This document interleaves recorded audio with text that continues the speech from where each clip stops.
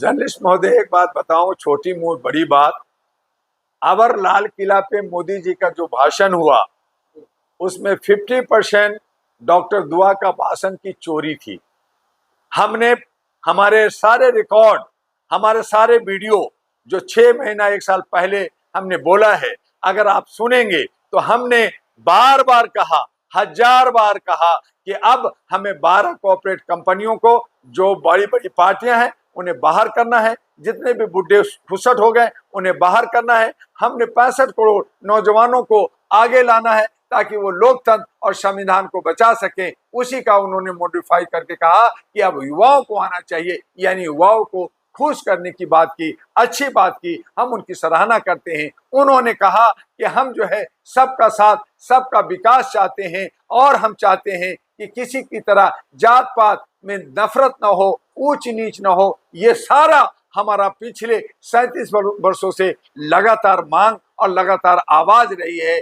आज वो आवाज दिया है। मैं चाहूंगा कि जिस तरह से मोदी जी ने 15 अगस्त 2023 को लाल किला पे कहा था, मैं फिर आ रहा हूं, और वो आए और झंडा फहराए। मैं चाहूंगा कि जो उन्होंने शब्दों का जो कहा है, जो व्यक्त किया है, वो जो है अक्षरशः जो है लागू हो और वो पूरा हो, तो मैं मोदी जी का फैन हो जाऊंगा और जय हो मोदी जी कहूंगा। लेकिन अफसोस इस बात का है कि वो आवाज तो देते हैं, सोच तो अच्छा रखते हैं, लेकिन कमांड वो आरएसएस का होता है। कहीं ना कहीं वो हिंदू मुस्लिम करते हैं, कहीं ना कहीं वो नफरत करते हैं। एक तरफ कहते हैं सब मेरा है, सबका मैं हूं, सबको साथ लेना है, और दूसरी तरफ बांट देते हैं और जगह जगह धरना प्रदर्शन होता है, जगह जगह आवाज उठती है। और हमारे बंगाल हो चाहे मणिपुर हो, वहां बहु बेटियों के साथ निर्भया कांड दिल्ली में हुआ था, उससे भी भयंकर हो रहा है। हमारी भारत सरकार क्या कर रही है? हमारा पड़ोसी जल रहा है। जहां हम 15 अगस्त को आजादी का जश्न मनाया, आजादी के मतलब होता है कि इंसानी मानवता, हुकूक, अधिकार को पाना। हमने अपने अधिकार पाया, अपने देश को आजाद किया।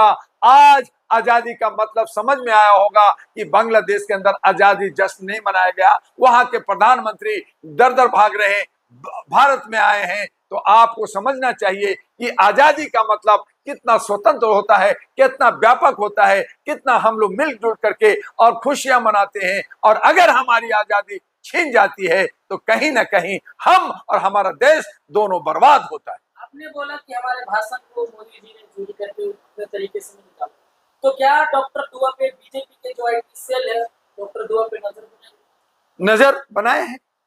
वो हमेशा हमारी चीजों को, कई बार मैं बीजेपी हेडक्वार्टर गया, उन्होंने कहा दुआ जी आप ही हो, देखिए उनके बहुत सारे एलईडी लगे हुए हैं, वो फटाफट खोल के मेरी भाषण सुना रहे थे, दिखा रहे थे। मैंने कई बार विरोध किया है। विचारों की लड़ाई है, मुझे किसी व्यक्ति से कोई लड़ाई नहीं है। मैं मोदी जी का कोई मैं दुश्मन नहीं हूं, लेकिन अगर देश के नजरिए में, देश के लिए, देश हित में, लोकतंत्र के लिए, संविधान के लिए अगर सोच गलत है तो मैं उसका विरोधी हूं। चाहे वो बीजेपी हो, चाहे कांग्रेस हो, चाहे अखिलेश हो, चाहे तेजस्वी हो, चाहे ममता हो, चाहे स्टालिन हो, चाहे उद्धव ठाकरे हो, अगर देश पे आन बान पे बात आएगी और देश को खतरा नजर आएगा, संविधान को खतरा नजर आएगा, वहां डॉक्टर दुआ उसका विरोधी होगा। लेकिन अगर वो देश के मान और बान के साथ वो कदम से कदम आगे बढ़ा के सुशासन की बात करेगा, देश को सही रास्ता देगा, वहां मैं वो दुश्मन हो, चाहे वो डाकू हो, मैं उसे गले लगाने के लिए तैयार हूं। अगर डॉक्टर दुआ का विचारधारा इतना ही सही है जो मोदी जी को प्रेरित कर रहा है, तो डॉक्टर दुआ मोदी जी से मुलाकात क्यों नहीं करते? देखिए, वो एक हमारे राजनयिक है, देश के प्रधानमंत्री हैं, उनको बहुत सारे विदेशों का भ्रमण करते हैं, बहुत सारे विदेशों से बात करते हैं, वो 543 मेंबर ऑफ पार्लियामेंट से बात करते हैं, वो सभी राज्यों के चीफ मिनिस्टर और गवर्नर और बहुत सारे लोगों से व्यस्त रहते हैं। मैं तो एक अदना सा हूँ, हो सकता है मेरे जैसे ना जाने लाखों लोग हैं, लेकिन सवाल ये है कि अच्छे लोगों की पूछ नहीं होती, और हमारे भगवान जी के यहाँ भी अच्छे लोगों की पूछ नहीं होती। जो अच्छे लोग होते हैं, अच्छे कर्म करने वाले होते हैं, उनकी मौत भी जल्दी हो जाती है। भगवान जी अपने पास बुला लेते हैं, क्योंकि वहां पे जो है स्वर्ग है, पैराडाइज है, वहां भी काम करने के लिए उनको अच्छे लोगों की जरूरत होती है। इसलिए भगवान जी अच्छे लोगों को जल्दी बुला लेते हैं, और जो गलत कुकर्म करने वाले हैं, जो गलत लोग होते हैं उनको जहन्नम में, उनको जो है नरक में, ये हिंदुस्तान में, ये भारत में छोड़ देते हैं कि लो और कुकर्म कर लो, हम थोड़ा अच्छे लोगों को पहले बुला लेते हैं। तो इस तरह की ये एक व्यवस्था, चाहे वो धार्मिक आस्था से हो, चाहे हमारे सामाजिक से हो, चाहे आर्थिक हो, चाहे देश विदेश की बात हो, हर जगह ये होते रहता है। डॉक्टर दुआ एक अपनी बात रखता है, एक विचार रखता है, और इसीलिए मानवता के लिए हमने सब कुछ छोड़ करके, सारी कुर्बानियां दे करके मानवता के लिए 37 साल से हम लोग काम कर रहे हैं, भारत के अंदर और विदेशों में काम कर रहे हैं, और हम मरते दम तक करते रहेंगे। चाहे हमें फायदा हो या ना हो, हम फायदे के लिए नहीं, हम राष्ट्र के लिए जीते हैं, समाज के लिए जीते हैं, और परिवार हमारा सुखी हो, हमारी बहू बेटियां जिन पे अत्याचार बेविचार हो रहा है, उनकी सुरक्षा नहीं मिल रहा है, उस पे हम लगातार आवाज उठाते हैं, आवाज उठाते रहेंगे। आज जो कलकत्ता के अंदर ये विवश हुआ, ये जो निर्भया कांड की तरह हुआ, आज जो है मुजफ्फरपुर में हुआ, उत्तर प्रदेश में हुआ, अन्य जगह लगातार हो रहे हैं, उस पे शासन को चूस दूस हो करके उनको जो है फर्स्ट ट्रैक कोर्ट में ला करके इंडिया गेट पे वो जो है कैदी लोग, वो जो विक्टिम है,